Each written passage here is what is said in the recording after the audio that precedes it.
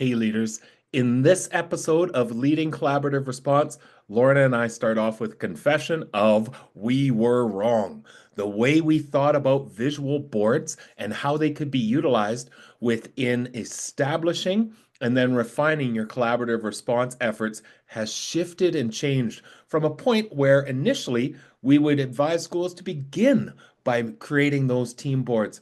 But we actually find now that if you start there, you're going to hurt the process overall. So, interested in learning more? Let's dive right into the episode. Let's get started. Are you a leader who is navigating the nuances of leading collaborative response in your school or district? Are you unsure of what collaborative response is? Are you looking to understand the critical role leadership plays when establishing and refining a collaborative response approach? Collaborative response began as a grassroots approach to focus on the needs of students through a framework of collaboration. That approach has grown to a movement that is training leadership and education. Through the Leading Collaborative Response podcast, Kurtis and I share our own experiences of leading collaborative response and lessons learned as we continue to learn and gain insight through the experiences of working alongside others. We also have the opportunity to engage in conversations with school and divisional leaders implementing the framework in their own organizations. We know great leaders build great teams because that is what every child deserves. Subscribe to the Leading Collaborative Response podcast and join the thousands of schools seeing success for students through intentional and focused collaborative efforts. We are very happy to join you once again this week to focus on something that has changed for us in regards to our thinking from something we would have promoted extensively years ago to now not so much. We're talking about visual team boards. Now, when we first started sharing out collaborative response, and again, at that time referring to it as collaborative response model. And this is, almost 17 years ago now, to be able to share out some of those things. One of the first things we would have told a school to do to help support the process is build a visual board for your students. And we would get these trifold boards, the science fair boards, and we would put categories across the top of tier 1, 2, 3, 4. We'd color code that. We'd get picture of the students and then start to lay them out. We'd have Velcro on the back, and that way in our collaborative team meetings, we could be taking this student who now is requiring tier 2 level supports and move them. And it became a really powerful mechanism to visually share what are the types of supports that we were needing within the school. There was really great value at that time in following that process. But I do have very vivid memories of cutting and laminating and cutting again and Velcroing. And you remember we would have a kindergarten board, a grade 1 board, a grade 2 board, a grade 3. And there was power in at the end of a school year being able to say, this student's photo is on a yellow card because the data says that they're at a yellow. At the beginning of the year. But now, and they're at needing tier 3 supports within this. And we could, at the end of grade 4, tear off the sign that said grade 4, attach grade 5. The new teachers could open it up and see this is where all the students were at the end of the year as we transition them over. Again,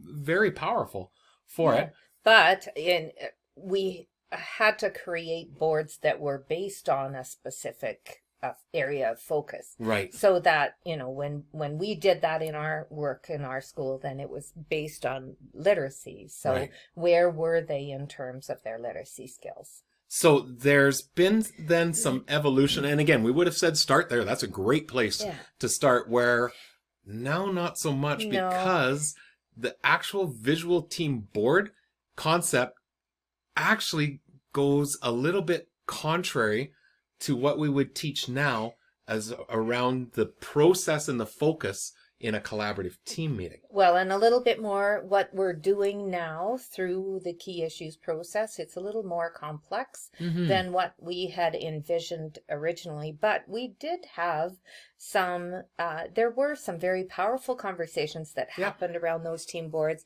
and that idea of being able to have every student represented in the room as you had the conversations, so that you could make sure that you didn't miss anyone. Yeah, it was very useful for that. Critical part of that But work. right there has been a shift in collaborative team meeting where you say we didn't want to miss anyone.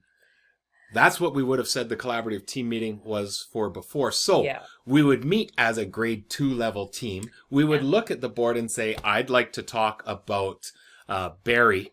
We'd talk about Barry, determine what it is that we needed to do, move his beautiful little card to another tier. And then we go to another student where now we know that there is so much power in the collaborative team meeting of bring a student, identify a key issue, attach other students, brainstorm what would be the supports, and then come back and say what's an action you'll take away, what's an action I'll take away. Where previously we were responding to students, which is great, but we were doing it in a way that wasn't necessarily building everybody's toolbox through the process. Now the problem is in a couple different ways with that visual team board if we were to reintroduce it. We now have many, many schools that we would applaud and promote that you collaboratively plan with those you share teaching assignments, i.e. we're a grade 3 level team or we're a science department team. Collaboratively team meet potentially with those that you do not share. So when we think about especially high schools that really dig into this work where I bring forth Barry, but no one else in the room might be teaching Barry because we've shifted the focus of I've brought Barry, my key issue is this, and we're focusing on the key issue. Well, now on a team board, if I'm a school of 1,200 students, I might need 1,200 students on that team board because it's possible that I'm bringing a student that's at a grade 9 level. You're thinking of a student that's at a grade 12 level. Oh my goodness, the team board doesn't quite fit. The other thing is it worked. Definitely not manageable anymore. The other thing that it worked well for us at the time was we had a single focus in the school around literacy. We did. But do you remember when we did start to get to we should maybe start focusing in on numeracy. We should maybe start focusing on well-being. We had a lot of trouble but how do we show a student's jagged profile? We're going to need multiple boards. Yeah, and when we think about that jagged profile, we know that a student can be really struggling with well-being and their social-emotional wellness, but could be academically very successful. So how do we demonstrate that? It would require us creating boards for every single area and including, oh my gosh, all the cutting and laminating. To make that physical board would be really, really difficult. So with this, we do now understand and would promote the use of the WeCollab system where we can have digital boards. We'll be right back to continue this episode. I know for anyone coordinating services and supports for students, it can be a struggle to keep track of and monitor what is happening for students across the school.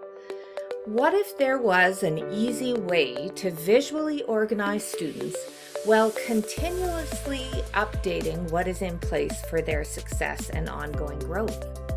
By establishing visual boards with easy access to a comprehensive student profile, organization and tracking concerns become a thing of the past. Start your free trial now to experience the power of WeCollab. And now back to our conversation. We can have digital boards where we're going to have a conversation today about numeracy. We click numeracy and the students show the tiers, levels of tiers and their particular data. I might have a student that the numeracy data says this student is yellow and they're needing tier 3 level supports. But then when we flip it to literacy, the data is showing them at a green criteria and they're doing just fine with great tier 1 instruction. So the students may be moving and changing, which that software allows us to do without having science fair boards that are never ending. Well, the technology and this particular case really allows us to see quickly and visually, which was part of those visual boards too, is have that represented right in front of us. But with the technology, we can move quickly between focuses of area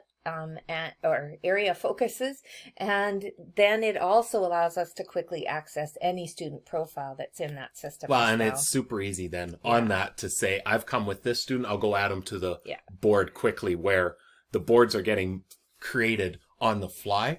Rather than the grade 6 board that had all the Velcroed students on it there as well. Now, so we're saying that physical visual board actually goes against or may interfere with the process now in a collaborative team meeting, but in a school support team context, there's still huge power to be able to visually see who are the students that are coming onto our radar, who are needing tier 3 and 4 supports, and being able to visually monitor and access what are the supports we're putting in place. Well, and those visual boards actually have lots of ability to be able to track and monitor what's happening. So in the case of a school support team, in the case of an intervention teacher who is teaching a number of students based on a number of skills, that's a great way to be able to track what's happening.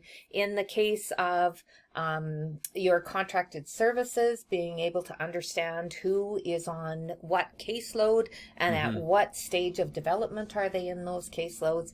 Those visual boards are so incredibly useful in those kinds of areas. Well, and I'm thinking of a school that you and I were in last spring where the assistant principal, who was also had a learning support role, had a bulletin board right behind her desk where it showed the 4 tiers, and every student's picture was on there, just again as a visual reminder of who is it that we are paying attention to, who has some of the specialized services. And in their school support team meeting, that became a very valuable resource. If it had been the focus in a collaborative team meeting, it probably would have directed the attention right back to individual students rather than what we now promote of make the focus about the key issue in relation to those students. Those team boards work great when we are monitoring and tracking one student at a time. There might be multiple students, but the conversation focuses around one student at a time. So the school support team is where we want to monitor and support, track. The collaborative team meeting, we do not. We don't.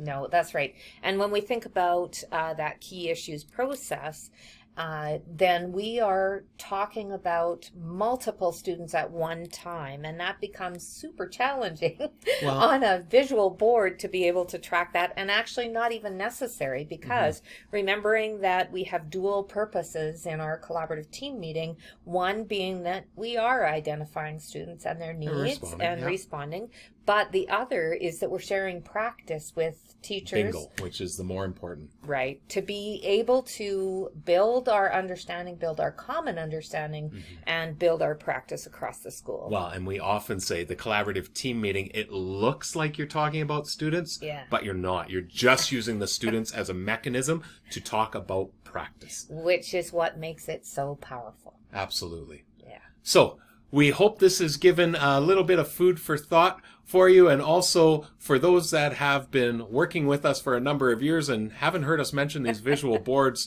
for a long time.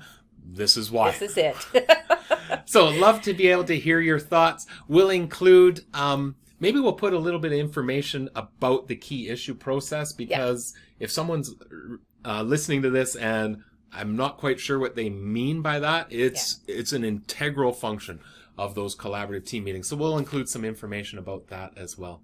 So thank you once again, and thank you for everything that you do for your students, your staff, and your educational communities. We wish you all the best. See you soon.